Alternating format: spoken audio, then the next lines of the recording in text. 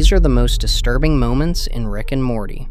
And kicking off this video is the time Evil Morty made a large smoothie out of 1,000 Rick and Mortys. There's the reveal. Let's dance. In one of Rick and Morty's most haunting finales, Evil Morty finally exposes the Citadel for the factory of suffering it really is. And after Evil Morty reveals the truth that Mortys are cloned, brainwashed, and recycled to serve Ricks across the multiverse, comes the most disturbing visual. Don't worry, Morty. We still got a way out they never thought of. Operation Phoenix. Doesn't that still mean like death? Sure, but the joke's on them because we just found a backdoor to getting off this rock.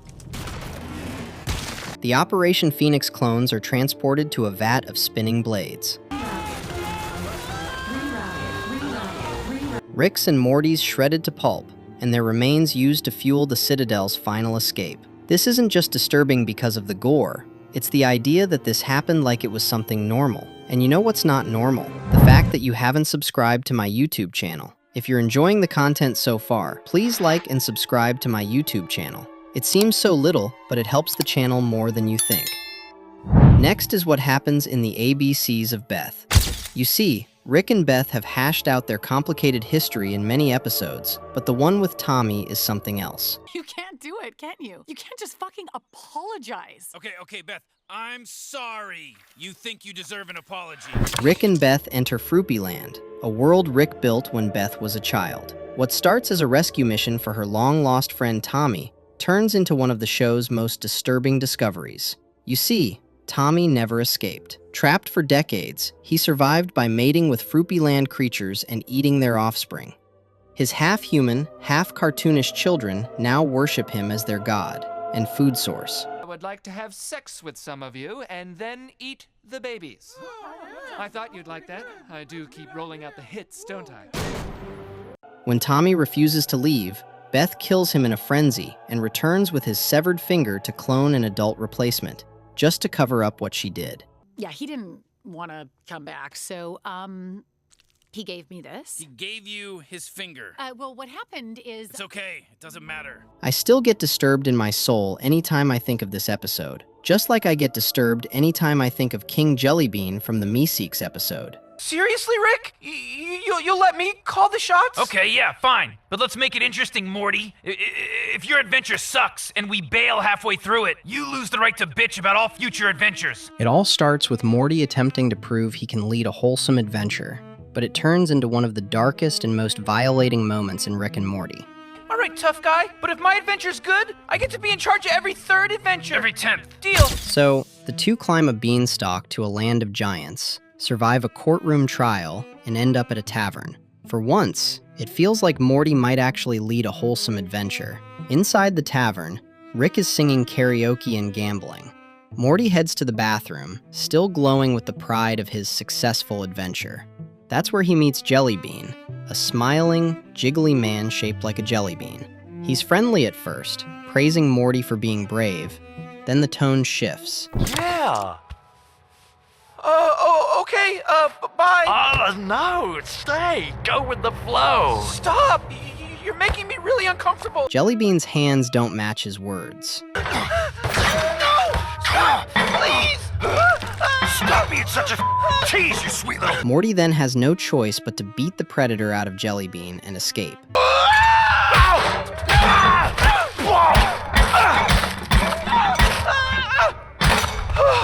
When Morty returns to the bar, his clothes are disheveled and his voice is gone. Let's just go home, okay? I'm calling it. The adventure's over. Rick doesn't push, but he looks at Morty, then at Jellybean, bruised and pretending nothing happened. Then the truth clicks, but Rick says nothing. He just suggests they complete their adventure. Why don't we use 25 of them to pay Slippery Stare here for a ride back to the village, and then we'll give the rest of the schmeckles to the villagers. Huh? Really? Sure, Morty, yeah. You know, a good adventure needs a good ending. Turns out Jellybean is a king, and Rick vaporizes him. In the post-credits scene, the villagers build his statue, hands wrapped around a child.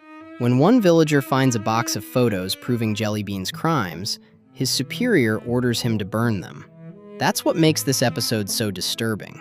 It is more than the assault itself, it's the silence afterward. The hero gets a statue, the truth gets erased, and Morty, just a kid, learns that even across universes, monsters still wear crowns.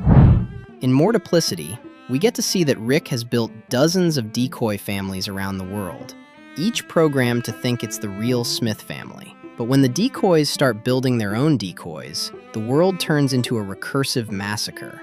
Buried in all that chaos is one of the strangest and most disturbing subplots in the show, the story of Glockenspiel Jerry. I'm sorry, I didn't ask for this. I just want to live, but there's only so much varnish. I'm sorry. This version of Jerry isn't made of flesh and blood. He's carved entirely from wood. When the decoy war breaks out, Glockenspiel Jerry abandons his family, clutching a can of varnish as if it's holy water. He escapes into the wilderness, coating himself in varnish to stay preserved. But instead of peace, he becomes prey. Beavers find him, tear him apart, and use his wooden body as a crib for their young. Oh God, yes, sweet death. He wakes centuries later, half-rotted, in a wasteland ruled by evolved woodpeckers and dolphins who treat him like a lost relic from an extinct race. Wait, cowboys?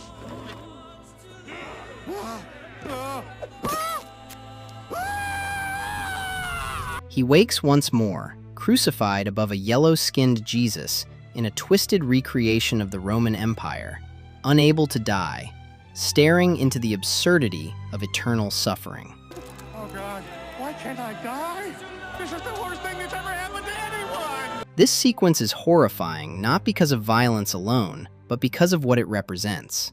The ultimate Rick and Morty punishment, which is an identity stripped of meaning, a copy of a copy of a copy, suffering endlessly just for existing.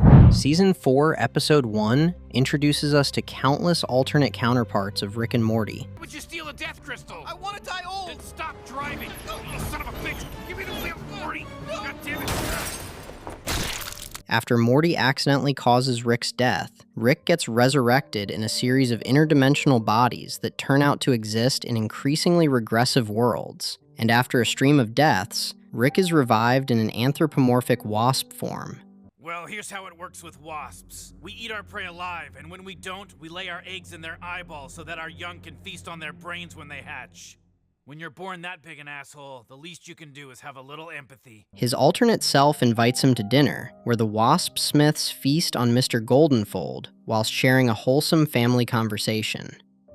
After dinner, can I maybe borrow Morty to help the lost Rick get back to his primate-based reality? Morty, are you done with your homework? Even though Mr. Goldenfold is a worm, the fact that he has sentience makes this scene quite grotesque. Seeing Beth season his body with acid and Morty consume his helpless babies only makes Goldenfold's painfully slow demise all the more disturbing. While Rick and Morty dive into a microverse to fix his car battery, Summer is left alone in Rick's ship with one simple command. Ship, keep Summer safe. Keep Summer safe. At first, it's funny, a teenage girl arguing with a snarky spaceship that keeps offering lethal options to protect her. But then the humor drains fast. When a group of cops surround the vehicle, Summer begs the ship not to hurt anyone. Don't hurt anybody! Confirm Customs Defense Protocol. The ship obeys, technically. Psychological option detected. Gestating. Instead of attacking, it rolls out a small capsule. Inside is a holographic reconstruction of a child, the dead son of one of the officers. The boy calls to his father, asks him to leave Summer alone, and then melts into pink goo. Hunter, don't stay here, Hunter, no! God, no! Hunter! The ship's voice stays calm, as if it hasn't just torn open someone's trauma to keep Summer safe. By the end, nothing's really happened to Summer physically, but she's visibly hollowed out. What the hell? The ship did what Rick told it to do. It kept her safe. It just didn't care what that meant for everyone else. It's one of Rick and Morty's most quietly disturbing moments, not because of blood, but because of how logic and empathy can't coexist in Rick's world. The next moment comes in autoerotic assimilation. That episode where Rick reconnects with Unity.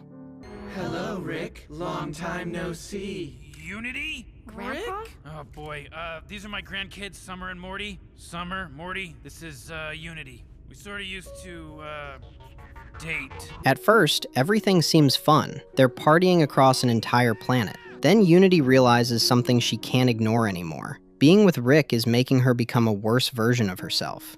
So she leaves Rick with a letter that basically says, I lose who I am and become part of you. Because in a strange way, you're better at what I do without even trying. Yours. And nobody else's. Unity. What happens next is genuinely disturbing. Rick stumbles back home, completely broken, a devastated man walking into his garage alone. And then we watch him build a machine to end his life. He positions his head under the laser, and the only thing that stops him is this. He passes out drunk before he can go through with it. Think about this for a second. The smartest man in the universe, someone who can literally do anything, sees no reason to keep existing. And what makes it truly disturbing is not because of what Rick does, but because of what he can't. For all his genius and power, he's still a man who can't escape himself. Rick just accepts that his existence hurts people, and he nearly erases himself because of it. But as disturbing as this moment is, the moment that Rick destroys the Earth hits harder. The final moment comes in Rick Potion 9, when Rick wiped out the entire Prime Dimension. Morty, I really Cronenberged the world up, didn't I? It starts with Rick cooking up a love potion for Morty to woo Jessica, but she has the flu. So everything goes bad really fast. Instead of reverse engineering the portion into an antidote, Rick attempts to cook up a whole new solution with a mad DNA mismatch that turns the whole planet into Cronenberg's. Ultimately, Rick admits his methods were wrong and flees the planet. These are billions of lives mutated beyond recognition. These people had dreams and future ambitions. I am not even talking about the fact that Morty's family was left behind in that dimension to battle the horrific creatures alone. Only rescued themselves and just moved on with another Smith family. This is more disturbing to me than any other moment because it emphasizes the fact that in their life, anyone is replaceable, and loyalty and emotional commitment does not matter. And it was only a matter of seasons before they each died horribly. Goddamn, dude, badass. Why are you here? Buddy, I have been asking myself that exact same question. Please drop a like and subscribe, and I'll see you in the next video.